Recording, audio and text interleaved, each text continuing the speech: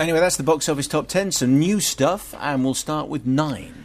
Well, talking of computer-animated films, 9 is one. It started out as a kind of short. It was Oscar-nominated a few years ago by this newcomer, Shane Acker, and they've turned it into a 90, 100-minute film. Tim Burton slapped his name on it as a producer, so it's kind of got, very interesting background.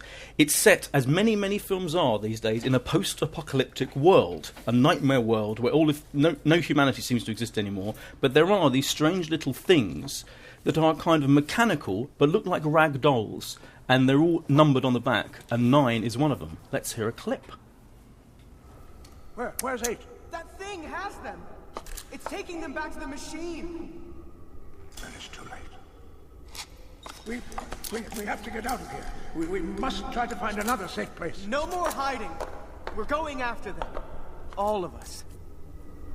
Need I remind you of the outcome of your last heroic venture? I can't let this happen to them. That was Christopher Plummer as number 1, and he is very interesting kind of imagery in this film. That he looks like he's kind of dressed almost as a bishop carrying a staff, and there's a lot of it. Their base is in a church of the kind of these surviving little creatures, and he's the one who tries to keep them all in the church and won't let them go out. He's a bit of a dictator. Interesting religious imagery there. I won't say any more at this stage. And the funny little guy speaking was Elijah Wood, and he's the kind of likeable hero, but slightly banal hero, I would say. And he's the one who wants to go out into the world, try and find other survivors, and try and kind of work out why there's this ravenous beast thing that's also mechanical, hunting them down.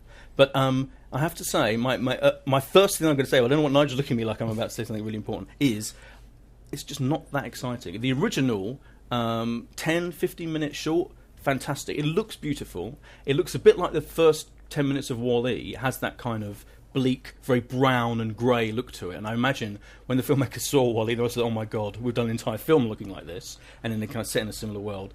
But I have to say, after about 15, 20 minutes, I was bored. It is quite dull, and it's strictly speaking, if you take the credits out, it's 75 minutes. But what it is an 11-minute short that's been stretched out to 75 minutes. There just isn't the material to warrant stretching it out to that length. And part of the problem is that there's sort of two things going on. One is that they've all banded together, and the young upstart 9 is trying to persuade them to sort of act for the common good and somehow two things: unravel the mystery of their own creation, which may be the key to their survival, and also somehow sort of put together the remains of this world so that it's not sort of just goes into complete annihilation.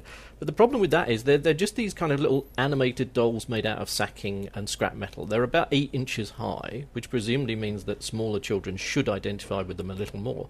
But it's a 12A movie, and it wants to sort of satisfy both camps, but it's not really sure where it is. Why is it a 12A?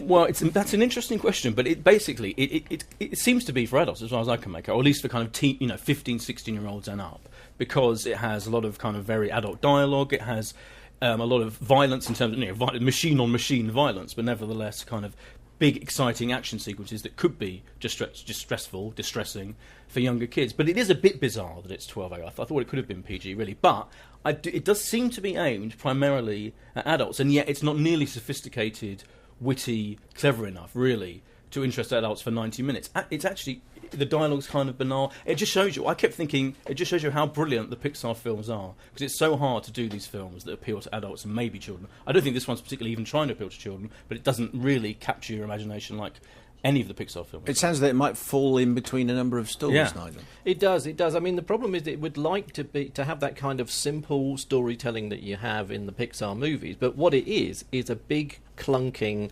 allegorical, with a capital A, universal, with a capital U, attempt to kind of give you this grand idea. And that's not how Pixar work. They take a little idea, and then you find the universal in it. They've taken a big universal idea and tried to scale it down. Is it a bit preachy? It is. It's very preachy. And the ending is quite distressingly preachy.